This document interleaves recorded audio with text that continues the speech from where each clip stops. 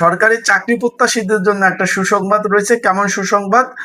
সেটা হলো 18 থেকে 32 পর্যন্ত কিন্তু আবেদন করা যেত, সকলেই জানেন, অবগত আছেন।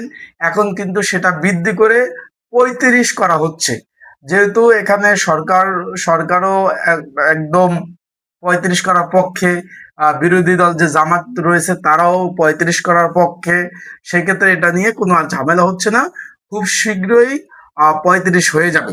খুব শীঘ্রই বিরোধী দলের নেতা যে হুইপ রয়েছিল জামাতের, তারা বলছে যে 35 করা হোক। সরকার থেকে বলছে যে আপনারা এই যে 35 করার জন্য যে বিল উত্থাপন, সেটা আপনারা সংসদে তুলেন, ইনশাল্লাহ 35 করে দেবে। তার মানে বয়স সীমা 32 থেকে বেড়ে 35 হচ্ছে। মানে আগামীতে 18 থেকে 35 বছর যাদের বয়স থাকবে তারা কিন্তু আবেদন করতে পারবেন। ভালো থাকবেন, সুস্থ থাকবেন। সঠিক খবর জানতে আমার ইউটিউব চ্যানেল সাবস্ক্রাইব করে রাখেন।